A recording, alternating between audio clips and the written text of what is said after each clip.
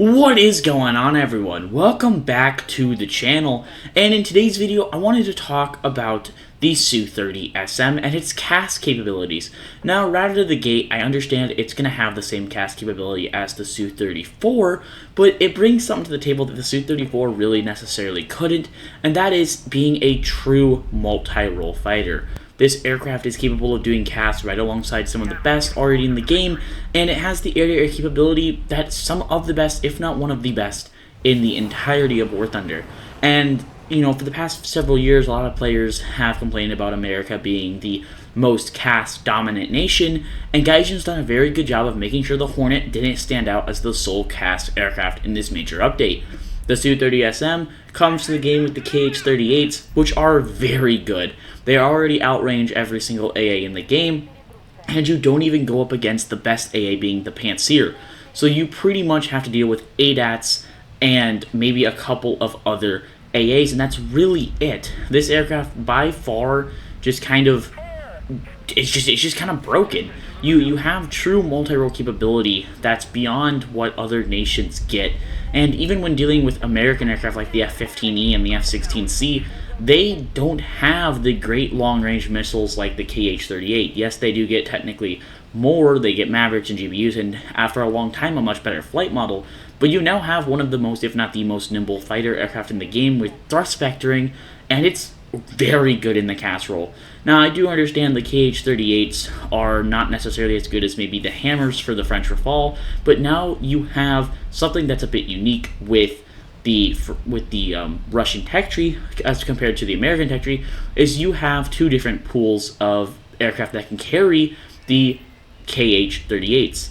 What I mean by that is in ground RB you have different pools for for strike aircraft and fighter aircraft, and since the Su-30SM is classified as a fighter aircraft, it pulls out of a different spawn point pool than something like the Su-34, meaning you're going to be able to possibly spawn in both aircraft in a game, which can be absolutely devastating.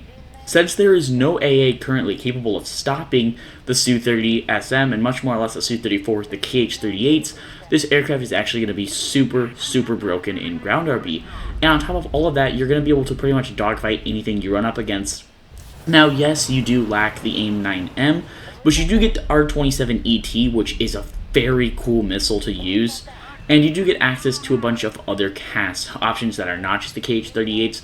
I also want to point out that I'm technically in this video using the air quote worst version of the KH-38, being the IOG and the laser guided one. I actually don't hate that. It just means you have to only fire one at a time. You do get the other option, which is the TV Seeker, which is fire and forget. Though both are good, one just costs slightly less spawn points wise, which is why I'm using it.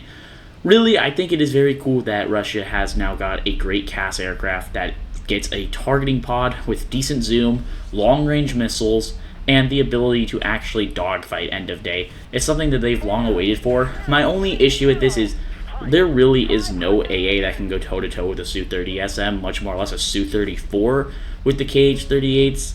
And we were promised new AA systems, so I do expect that within the next 2 or 3 major updates, we'll see at least 1 or 2 new AA for the US, but we'll probably also see new AA for the Russians, and we might also get to see HARMs.